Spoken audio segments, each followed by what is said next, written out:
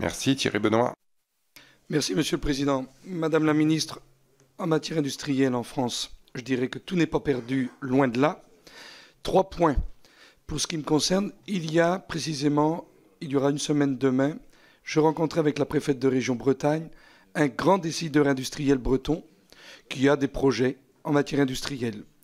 Il nous met face à nos responsabilités, nous les pouvoirs publics, en nous disant 10% de cotisation sociale et patronale plus élevée que l'Allemagne, 5% en matière de transport. J'ai plus intérêt aujourd'hui à investir à Düsseldorf plutôt qu'en Bretagne. Ce qui signifie que les efforts déployés par Nicolas Sarkozy, François Hollande et Emmanuel Macron réunis, dernier acte décidé, la transformation du CICE en allègement de charges, ne suffit pas. Deuxième point, en matière de transport, depuis 5 ans, on tournicote autour de l'écotaxe et autour de la conversion de la fiscalité transport et la fiscalité écologique. Il y a là un sujet, donc j'aimerais connaître vos propositions. Deuxième point, recherche et développement. La France était, il y a plus de 100 ans, un des moteurs, un des fleurons de l'industrie en Europe et dans le monde, notamment avec ses filières automobiles. Comment un pays aussi moderne que nous, qui avons de grandes écoles, qui avons de grands décideurs industriels, ne soyons pas capables, par exemple, dans le domaine du photovoltaïque, on n'a pas été capable de faire face à la bulle spéculative et de structurer une filière moderne.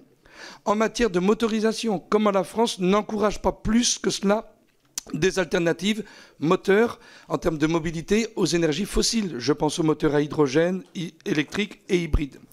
En matière de simplification, moi je pense qu'il faut que nous autres, les députés, il faut aussi qu'on l'explique à nos concitoyens, ce n'est pas moins de parlementaires qu'il faut, c'est que les parlementaires, je suis sérieux Madame la Ministre, c'est que les parlementaires aient un rôle beaucoup plus important en matière de contrôle sur le terrain du rôle des administrations, notamment en matière de simplification administrative, de façon à faciliter la vie des décideurs industriels qui consacrent une bonne partie de leur vie dans notre pays à lutter contre le carcan réglementaire administratif qui est interprété différemment selon que vous êtes en Bretagne, en Hauts-de-France, en Alsace, en Corse ou en région PACA.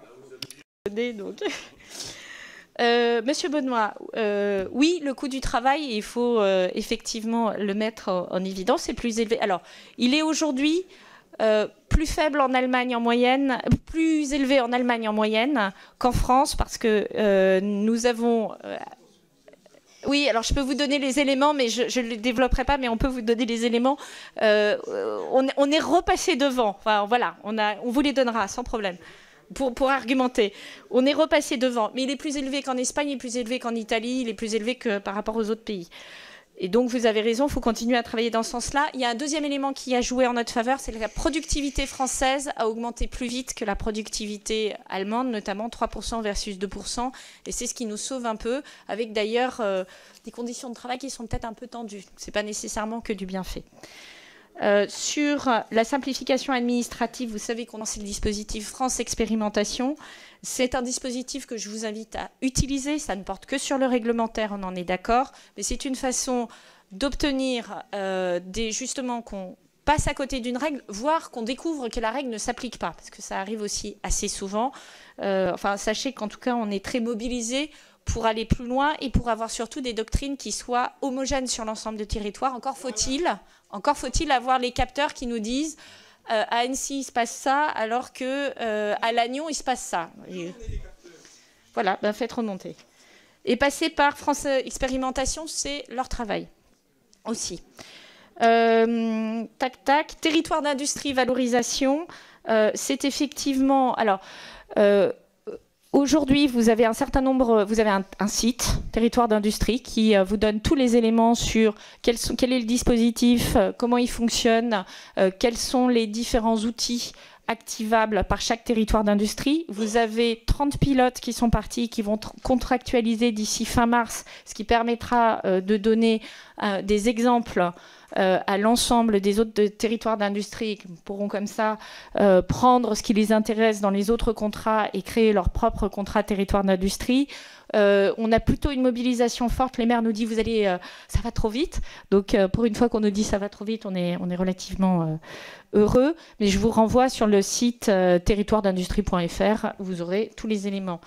Attirer des cadres, attirer des ouvriers des opérateurs spécialisés, c'est notamment l'un des enjeux des territoires d'industrie. C'est justement de travailler sur les questions des formations, la question de mettre en place des sections, par exemple, d'apprentis, de mettre en place des conversions du type POEC,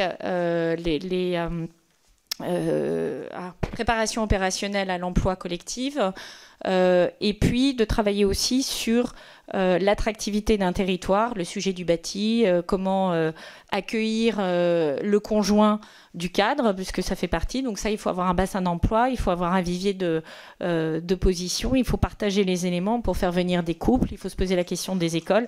Vous connaissez ça mieux que moi, mais en tout état de cause, c'est un des enjeux de territoire d'industrie.